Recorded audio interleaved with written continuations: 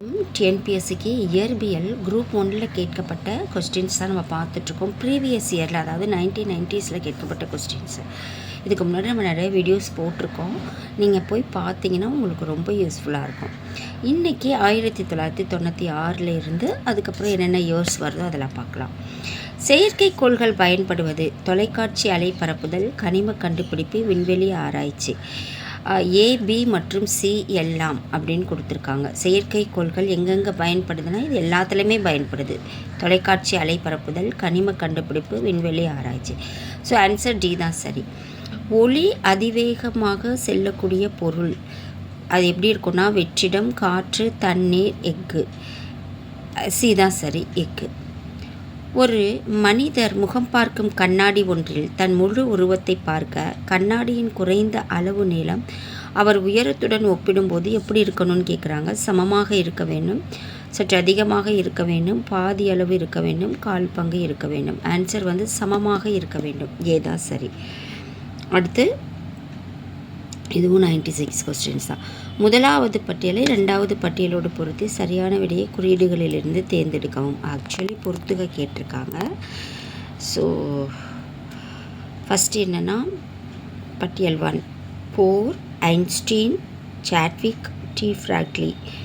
இங்கே neutron, hydrogen அணுவின் மாதிரி, பொருள் அலைகள், ஒளிமின் நிகழ்ச்சி இதெல்லாம் கண்டுபிடிப்புகள் கொடுத்துருக்காங்க. ஸோ ஆன்சர் பார்த்தீங்கன்னா சி தான் சரி. போர் அப்படின்றது பொருளின் அலைகள், ஹைட்ரஜன் அணுவின் மாதிரி. ஃபஸ்ட் ஒன் 2 தான். அடுத்து ஐன்ஸ்டீன் ஒளிமின் நிகழ்ச்சி. அடுத்து சாட்விக், ஒரு நிமிஷம். சாட்விக்ன்றது நியூட்ரான், டி ஃப்ராக்லி ஒரு பொருள் அலைகள். ஆன்சர் சி தான் சரி. அடுத்து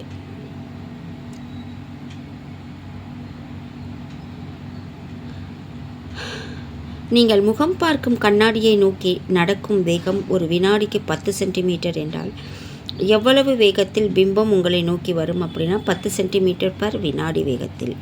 பி தான் சரி. அடுத்து கெல்வின் அளவு முறையில் மனித உடம்பின் சராசரி வெப்பநிலை 310. ஆன்சர் சி தான் சரி. அடுத்த கொஸ்டின், கீழ்காணும் அறிக்கைகளை கவனிக்க. துணிப்புரை.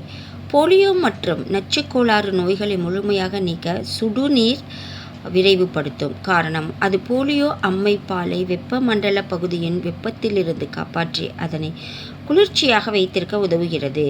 ஸோ இந்த மாதிரி காரணம் கொடுத்துருக்காங்க. கூற்று இது கொடுத்துருக்காங்க. 2 சரியாக தவறான்னு பார்ப்போம். கொடுத்துருக்க 4 ஆப்ஷன் டி தான் சரி. ஏ தவறு, ஆனால் 6 உண்மையானது. கூற்று தவறானது. போலியோ மற்றும் நச்சுக்கோளாறு நோய்களை முழுமையாக நீக்க சுடுநீர் விரைவுபடுத்தும்ன்றது தவறான துணிப்புரை, அதாவது கூற்றுன்னு சொல்லுவோம். காரணம், அது போலியோ அம்மைப்பாலை வெப்பமண்டல பகுதியின் வெப்பத்திலிருந்து காப்பாற்றி அதனை குளிர்ச்சியாக வைத்திருக்க உதவுகிறது. காரணம் சரி. அடுத்து கீழ்காணும் அறிக்கைகளை கவனிக்க. இதுவுமே அதே தான் கொடுத்துருக்காங்க. துணிப்புரை என்ன சொல்லியிருக்காங்கன்னா, இடைமாற்றீடு செயற்கைக்கோள் தொலைக்காட்சி நிகழ்ச்சிகளை தொடர்ந்து உலகின் ஒரு பகுதியிலிருந்து மற்றொரு பகுதிக்கு பரப்புகிறது. காரணம், அதன் அலை நேரம் புவியின் சுழற்சி நேரத்தை விட குறைவு அப்படின்னு சொல்கிறாங்க. இதுவுமே ஆன்சர் பார்த்தீங்கன்னா ஏ உண்மை, ஆனால் 6 தவறானது. இங்கே கூற்று கரெக்டு, காரணம் தவறான காரணம். இடைமாற்றீடு செயற்கைக்கோள் தொலைக்காட்சி நிகழ்ச்சிகளை தொடர்ந்து உலகின் ஒரு பகுதியிலிருந்து மற்றொரு பகுதிக்கு பரப்புகிறது. சரியான ஆன்சர். இது தவறு. அதன் அலை நேரம் புவியின் சுழற்சி நேரத்தை விட குறைவு. தவறான ஆன்சர். அடுத்து இதுவுமே கூற்று காரணம் சொல்லியிருக்காங்க. செயற்கைக்கோளினுள் இருக்கும் ஒரு மனிதன் எடையற்றவனாக உணர்கிறான். காரணம், புவியினால் ஏற்படும் ஈர்ப்பு விசையானது மைய நோக்கு விசைக்கு சமமாகும். இதுவுமே கொடுத்துருக்க 4 ஆப்ஷனில் ஏ தான் கரெக்டான ஆன்சர். ஏ உண்மை, ஆனால் 6 தவறு. துணிப்புரை கரெக்டு. செயற்கைக்கோளினுள் இருக்கும் ஒரு மனிதன் எடையற்றவனாக உணர்கிறான். இதற்கான காரணம் தவறு. புவியினால் ஏற்படும் ஈர்ப்பு விசையானது மைய நோக்கு விசைக்கு சமமாகும்.